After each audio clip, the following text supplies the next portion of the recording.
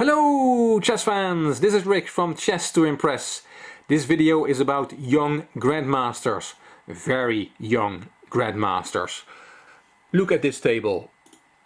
These are the 10 youngest grandmasters in history, as in the age they were when they became grandmaster. The youngest ever is Sergei Karyakin. When he gained the title in 2002, he was 12 years and 7 months old. And you see the other names there, Magnus Carlsen being the 3rd youngest grandmaster in history. This video is recorded in October 2016 and we're looking forward to the Karyakin-Carlsen World Championship match in November. Why am I showing you this table? Well, Karyakin's record may be under threat. Pragnananda Ramesh Babu is from India, from Chennai, the city that Anand is also from. He was twice world champion in the under 8 and under 10 category, and in May 2016 he became the youngest international master, and he was only 10 then. He was born on August 10th, 2005, which means he has till March 10th, 2018 to gain the Grandmaster title. He needs to do some work, he needs to gain the 3 Grandmaster results in 3 separate tournaments, and his rating needs to improve from 2442 to the 2500 mark. But as I said, it's now October 2016 and he has a year and a half to make it happen, and people expect that he will do it. To show you how strong he is, I'll show you the game that went around the world a few weeks ago. Praggu, as he is called, was black against Alexander Bachmann from Paraguay, one of the strongest players from South America, with a rating of 2645, a grandmaster. The last round of the Isle of Man tournament. Bachmann white, Praggu black, and the Grandmaster got destroyed in 18 moves. Let me show you what happened. d4, knight f6, bishop f4, g6, knight c3. The London system, made popular by the Georgian Grandmaster Jobava, who won some beautiful games with it. d5, queen d2, and we'll see the idea behind queen d2 on the next move. Bishop g7, and there goes bishop h6. White immediately wants to trade off the dark squared bishops. Castling to protect the bishop. Take, take, and white castles queenside. It's clear what white wants to do. He wants to attack, he wants to play h2, h4, h5.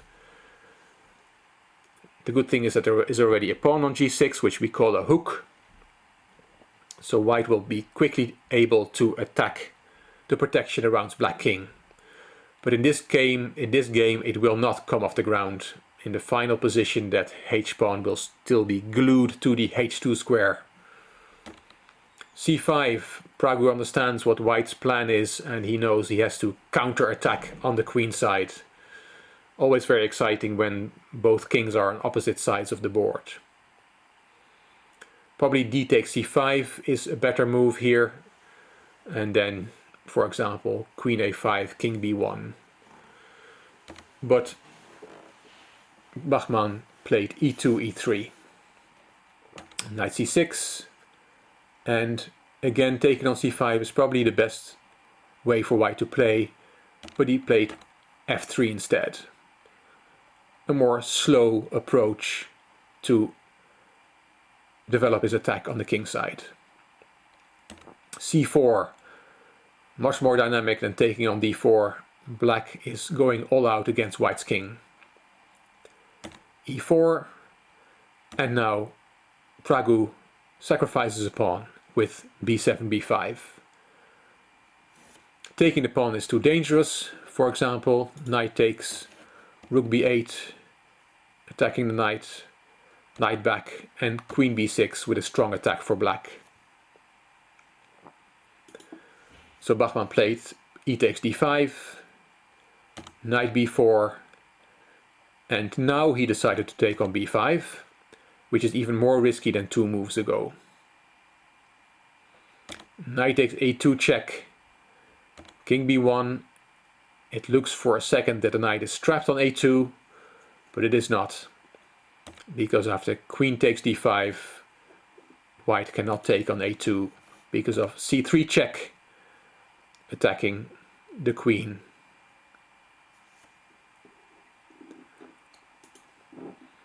Knight c7 with a fork is also not a good idea because of queen b7, and if you take on a8, there's c3 with a mate threat and a threat of against the queen, and white is losing this.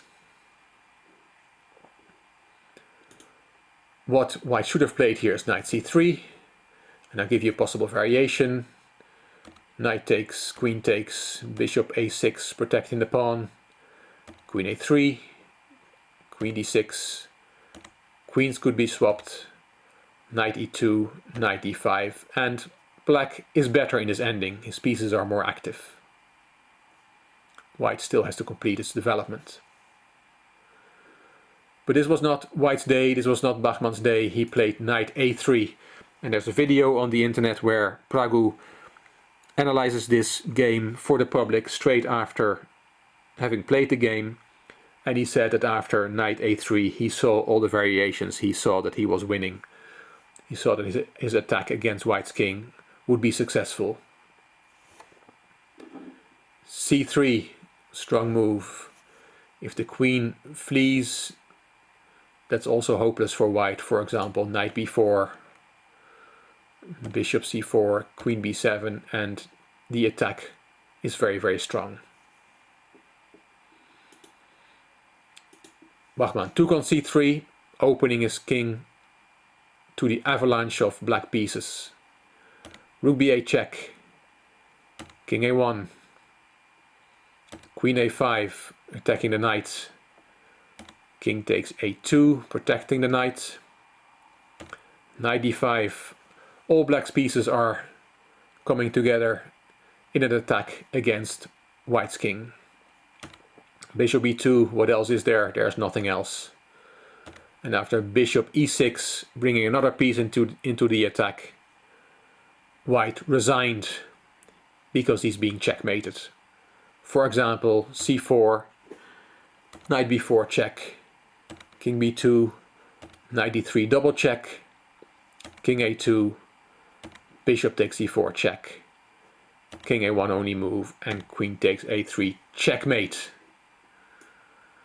The famous chess writer Leonard Barden posted on an English chess forum, India's 11-year-old youngest ever international master with the unpronounceable name has this afternoon won an 18-mover against a 26-45 rated Grandmaster, which will go round the world and be compared to Fischer's game of the century. Fischer's game of the century was played when Fischer was 13, with a beautiful queen sacrifice. This game from Praggu is not quite as impressive as that, but it's still very, very good.